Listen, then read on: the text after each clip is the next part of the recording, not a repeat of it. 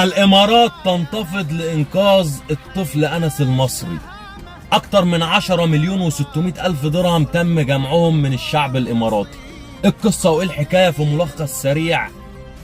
الطفل انس المصري مصاب بضمور العضلات، طلع عمل فيديو وقال جملتين اتنين: انا عاوز اعيش. الاماراتيين عملوا الاستغاثة على جميع وسائل التواصل الاجتماعي، على جميع الصفحات العامة، على جميع الصفحات الشخصية، وتم جمع 4 مليون و600 ألف درهم، والموضوع وقف على 6 مليون درهم.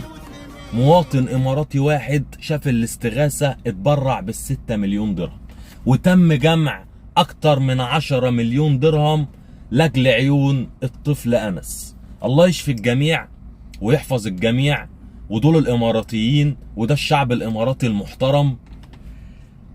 ودايما بنقول الكل بخير على ارض الخير. هيطلع حد دلوقتي من الثلاثة اربعة هم اللي بيطلعوا في كل فيديو بتكلم فيه عن دولة الامارات او بتكلم فيه عن انجازات مصر، يقولوا انت بتطبل والكلام ده. انا اللهم لك الحمد. قبل ما اتكلم في الجزئية دي سريعا، انا بفضل الله ما عنديش اكتر من 2 3 في كل فيديو اللي بيعلقوا تعليقات سلبية.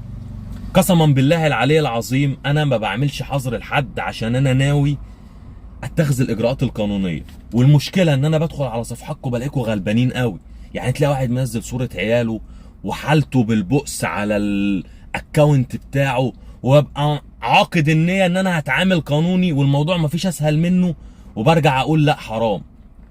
فانت لو انت شايفني ان انا بطبل او مش عاجبك المحتوى بتاعي، اعمل بلوك، اعمل حظر، عشان انا قسما بالله هبتدي اتعامل قانوني.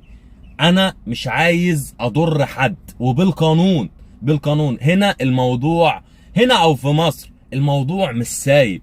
ما تفكرش ان تعليقك حتى لو انت داخل من اكاونت فيك عيب قوي لما تكونوا مقيمين على ارض دولة الامارات واكل عيشكم وربنا قدر لكم لقمة عيش هنا، وتطلعوا تنتقدونا عشان احنا بنتكلم على الجانب الايجابي داخل دولة الامارات. الثلاثة اربعة دول موجودين، انا بخش اتفرج على فيديوهات الناس وبخش اقرا التعليقات عندهم، تلاقي نفس الثلاثة اربعة. انت غيران، انت عندك غل، انت راجل بتحقد ولا عارف تعمل فيديو ولا عندك محتوى. ما تخشش بقى تأذي نفسك، عشان قسما بآيات الله هبتدي اتعامل قانوني، وهتشوف اذا كان تعليقك اللي انت كاتبه ده ممكن يعرضك لمساءلة قانونية او لا.